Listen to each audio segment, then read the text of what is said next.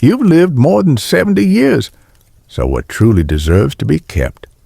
At this age, you've witnessed things the younger generation can't yet imagine. You've lived through war and peace, change and loss, moments of soaring joy, and stretches of silent sorrow. And yet, here you are, your heart still capable of feeling, your mind still yearning to live fully and meaningfully. But to live with ease and true happiness after 70, the secret isn't in gathering more. It's in learning to let go. Letting go of worn-out beliefs, relationships that have quietly eroded, and regrets that can no longer be mended, to make room for peace, for inner freedom, and yourself. In today's video, Elderly Wisdom Stories will walk with you through 8 things you should let go of. The sooner, the better. Not to lose something, but to live more deeply with who you are. Each chapter will bring you real-life stories of people who found the courage to release what no longer served them and stepped into their elder years with quiet power and calm independence. And if you stay with us until the end, you may come to see this one vital truth. Maybe your life doesn't need anything more, just a chance to be lived more lightly, more truthfully, and in a way that honors everything you've always deserved. To begin a new chapter after 70, the first thing we must let go of is the belief that we already know enough. Harold, now 74, once lived with that mindset. With decades of experience, countless ups and downs, and a lifetime of lessons behind him, he truly believed there was nothing left to learn. But over time, he realized that this very sense of certainty had slowed him down, caused him to withdraw, and left him disconnected from a world that kept evolving. The older adults Harold met, who were truly joyful and vibrant, weren't those with more degrees or accolades. They were the ones who still carried curiosity in their hearts, flexibility in their minds, and a readiness to embrace the unfamiliar. They read books, learned how to use smartphones, signed up for art classes, and continued to ask questions about life, about others, and themselves. Because stopping the pursuit of learning isn't just about halting knowledge, it's about stalling personal growth. And mental stagnation can sometimes be more dangerous than illness itself. Learning isn't a privilege of the young. It's a lifeline for the elderly, a way to keep the mind sharp and the heart open. After letting go of the belief that there's nothing left to learn and opening up to new growth, many people begin to see another quiet truth. Not every long-standing relationship is worth keeping. Joan is a powerful example of this. For 40 years, she remained close with someone she called a best friend. But the relationship was filled with constant criticism, toxic comparisons, and repeated manipulation of her kindness. At first, Joan endured it all. She told herself things like, "We've known each other too long," or "She has no one else," or "Keeping the peace is the right thing to do." But after one particularly cruel insult, delivered in front of her entire family, something within her shifted. She could no longer justify the cost of her silence. "I'm not angry," she said calmly. "I'm just choosing not to be hurt anymore." From that day on, she stepped away, not with drama, not with explanation, quietly, gently, because she had come to understand that at this stage in life, peace is more valuable than any relationship that no longer treats her with dignity. Letting go wasn't an act of bitterness. It was an act of love toward herself, a recognition that time is too precious to be wasted on anything unkind. After learning how to protect their peace by letting go of toxic relationships, many people in their later years begin to uncover another quiet truth. The clutter around us is often a mirror of the chaos within us. Dennis, now 76, once lived in a spacious home filled with old, forgotten items. Shirts he no longer wore, gifts that had long lost their meaning, and papers layered in dust from decades past. The space had grown heavy over time, though he didn't truly notice, not until his mind began to feel just as weighed down. One Monday morning, after yet another frustrating search for his reading glasses buried under piles of clutter, something inside him gave way. It wasn't just annoyance. It was a deep weariness, a sense of being swallowed by things he no longer needed. That was the turning point. From that day on, Dennis began to clean, not just the drawers and shelves, but the layers of memory and emotion buried deep inside. He threw away what no longer served a purpose, donated what was still useful, and even wrote a long letter he had never dared send, one that released an old friend who had betrayed him, offering forgiveness he didn't know he'd been holding back. He carefully kept only what brought him peace, not pain. And as the rooms grew emptier, his spirit grew lighter. Decluttering, it turns out, isn't just a physical act.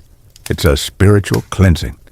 And beyond age 70, simplicity becomes one of life's rarest luxuries and one of its greatest gifts. The next natural truth that many older adults must face is the quiet fear of aging itself. Alice knew that fear intimately. At 72, every glance in the mirror brought a new weight to her heart. More silver in her hair, deeper lines on her face, hands that no longer moved with the same ease. But what she feared most wasn't her appearance.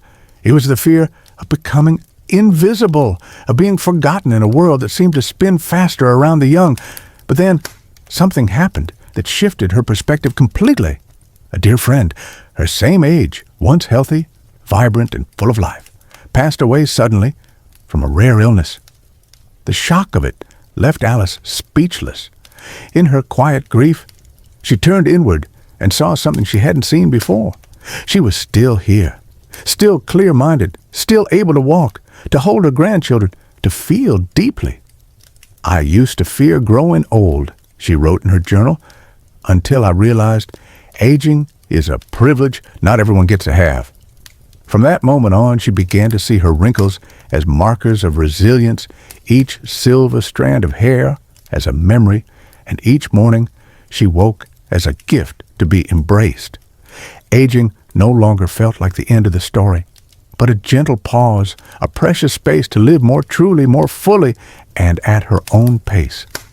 And when the fear faded, what remained was gratitude that brought Alice a kind of peace she once believed only the young had the right to choose. Once we've learned to be grateful for aging rather than fear it, another essential truth comes into view. Happiness does not lie in the hands of others. It lies in how we choose to live. Paul, now 73, once struggled with this realization. A quiet and introspective man, he carried many silent hopes. That his children would call more often, that his neighbors would be friendlier, that old friends would stay in touch like they used to. But year after year, those hopes went unanswered, and in their place grew a lingering disappointment, a quiet bitterness that he couldn't seem to shake. Then, one quiet Sunday afternoon, after waiting for a promised phone call from his son that never came, he sat in stillness and said out loud, "If I keep waiting, when will I ever feel happy?" That moment changed everything. He didn't blame anyone. He didn't make demands. He simply began to act. Paul signed up for a piano class for older adults. He joined a Tuesday morning yoga group. And for the first time in his life, he planned a solo trip to the seaside, a place he had dreamed of visiting in his youth but never made time for. Within just a few months, he felt himself come alive again, not because others reached out more, but because he chose to create his joy. Paul came to understand this. When we let go of expectations, we also let go of the disappointment they breed, and real happiness, the kind that sustains us, has never been something to wait for. It's something we can create at any moment, even, and perhaps especially, at 70. After letting go of the habit of waiting for others to bring happiness, many older adults begin to feel a lightness in their hearts. But soon, another quiet challenge often creeps in, the tendency to compare themselves to the young. Linda, now 75, knew this feeling well. There were moments when she would sit in silence, watching her children and grandchildren busy with work, traveling to far-off places, launching new ventures, or throwing lively parties full of energy. She never spoke it aloud, but deep inside was a gentle sadness, a quiet ache for the strength she no longer had, for the times she had to ask for help just to open a bottle of medicine, and for the feeling that life was somehow speeding past her. "I feel like a car slowing down on a highway," she once wrote in her journal. Then one afternoon, while reading a book on the balcony and hearing laughter drift in from the nearby park, a simple but powerful question rose in her mind. Why am I trying to run a race that's no longer meant for me? That question changed everything. She began to see herself not with regret, but with appreciation, because what she held and that younger generations had not yet earned was life experience. It was calm in the face of storms. It was the ability to look beneath the surface of a problem without being distracted by appearances. She realized comparison only robs us of the present. From that day on, she no longer wished to return to 40. Instead, she chose to live fully at 75, a proud age where she had nothing left to prove, only a deep well of wisdom to live from. She no longer tried to match the pace of youth, but walked her path with grace, guided by the strength and depth that only time could give. After learning to value who they are now instead of comparing themselves to who they once were, many older adults begin to look back on the road they've traveled with deeper reflection, and sometimes with unhealed wounds still quietly aching. Regret is one of the most persistent emotions many carry with them in their later years. George was one of them. Now in his 70s, George still found himself haunted by the decision not to pursue his passion for music when he was young. Every time he heard someone playing the piano, his heart would tighten. For years, he lived in a quiet state of self-reproach for choosing the safer path, for not being brave enough, and for believing that opportunity only knocks once. But then, one spring morning, as sunlight streamed through his window, he said aloud, "I can't spend the next 10 years living in regret over the last 10. That single sentence cracked something open, like light breaking into a long-shut room.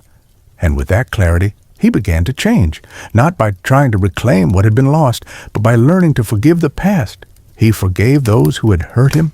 He forgave himself for lacking the courage.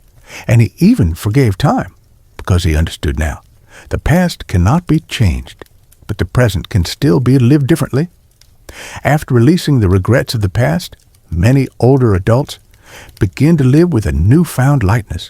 But even then, one final barrier often lingers quietly beneath the surface, the belief that it's too late to begin something new. Helen, now 82, carried with her a lifelong love for writing. But between raising children, working full-time, and tending to family responsibilities, that passion was always tucked away under the label of someday. Then one afternoon, sitting in a sun-drenched room, a simple thought crossed her mind. If I still have something to say, why am I waiting? So she began to write. One page at a time, one memory at a time, pouring her heart into the story of her life. No fanfare, no dream of publication, just truth and the quiet joy of expression. But to her surprise, just a year later, her first memoir was published and embraced by readers as a beautiful, heartfelt gift. When asked about her success, she smiled and said, "I didn't write to be known. I wrote because I still had something to say." And she had come to understand something powerful. Too late is just a belief, not a fact.